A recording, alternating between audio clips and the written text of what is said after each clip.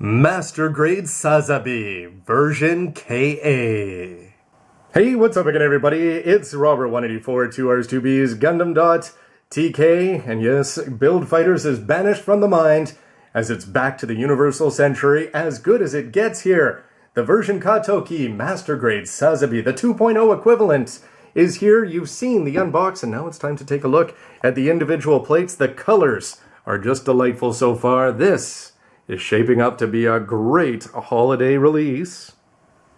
And as proud Shinanju and bland old Stein look on, here's what you're gonna get there. You can see the silver, the yellow, the black, and shade after shade, well, 3 of them, in terms of plate after plate of red, some clear there along with the standout green. This looks like it's gonna be a blast and well worthy of a big box.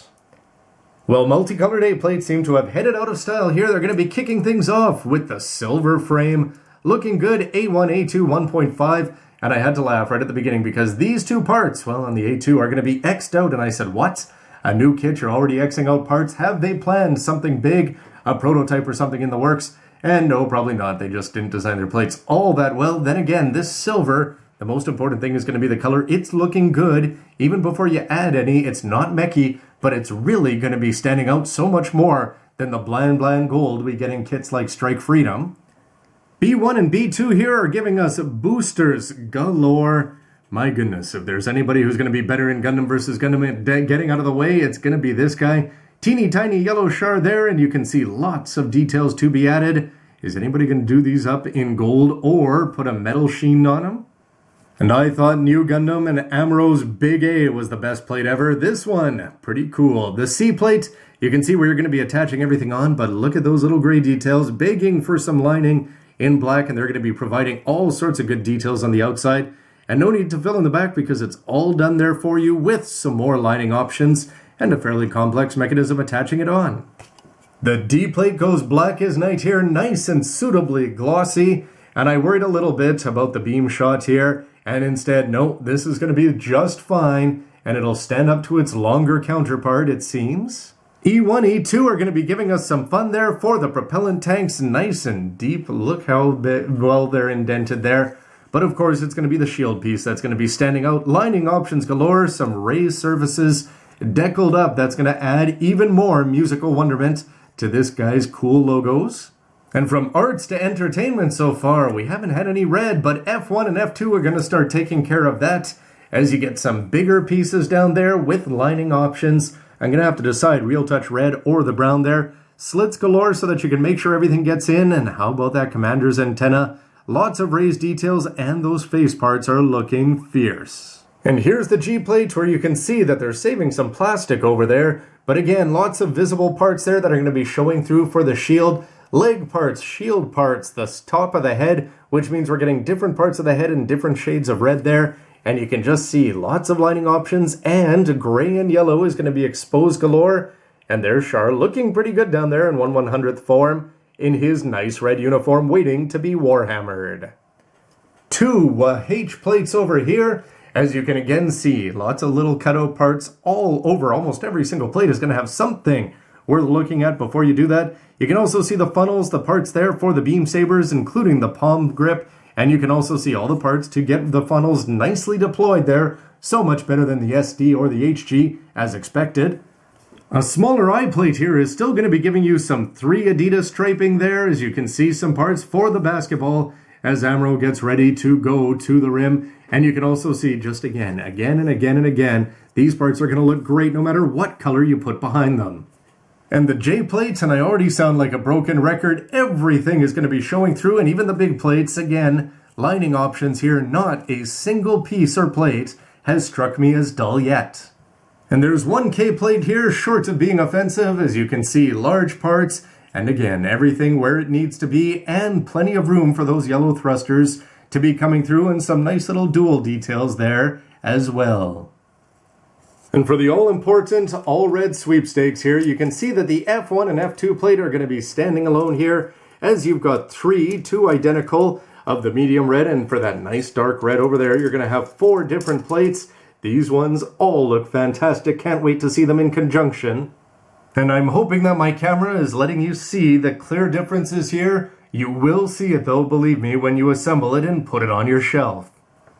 L is where the new Gundam stop, but the Sazabi is going strong here. You can see lots of little small details there, some scopes I'd imagine, and most importantly there you've got the cockpit hatch looking great if you can see it clearly inside the head as they're advertising. You've also got the visor and it looks like the mono eye. This is not fitting for basketball.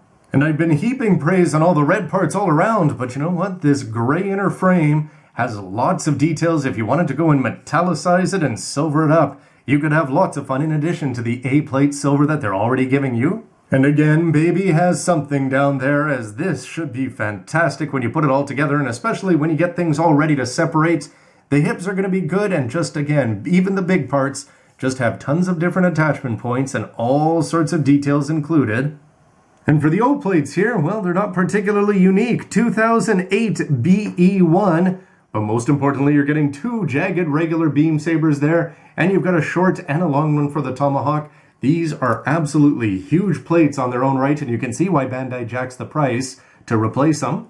Two Ps here could be joked about, but more importantly, you can see the backpack parts that are going to be holding and releasing the funnels oh so well to go along with some gears there on the inside. And again, there's just boosters galore when you look around carefully. And it's like we've got the original Q here and John Cleese. Never mind that new kid.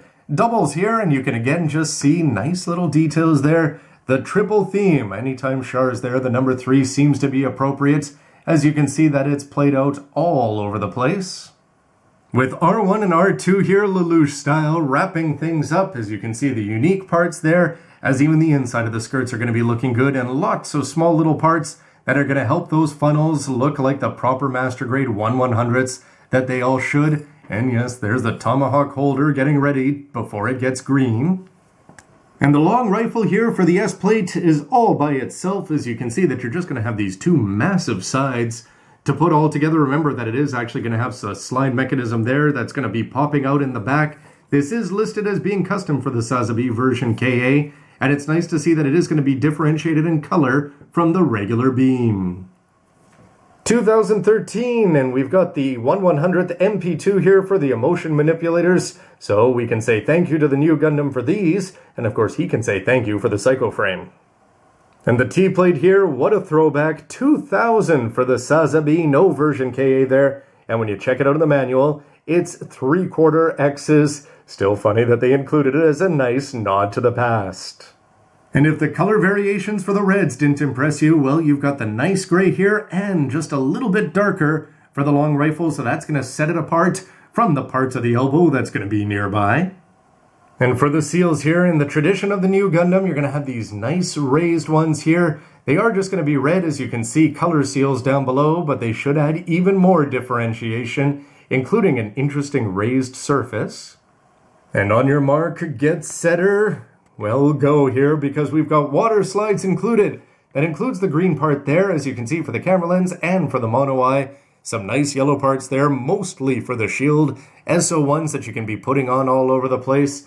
This is actually going to be fun, and it's sort of funny though that they don't give you the regular options, so you're either going to have to paint it, color it up, or actually go for a swim here. And I'm telling you, after all that, Shinenju Stein has not stopped sobbing there. Look at those exciting plates, the yellow, the green, the silver, the black, popping. 3 different shades of red over there, tons of gray, all sorts of details included on pretty much every single piece. You can see different shades of gray there. Yes, not quite 50 of them, and all the details as you'd expect. Yorisei has his work cut out for him, and he couldn't be happier. Anyway, stick around, of course, to see it all put together and the manual. Thanks for watching, everybody. See ya. 3 colors of red? Well, that'll be perfect for my MG 3.0.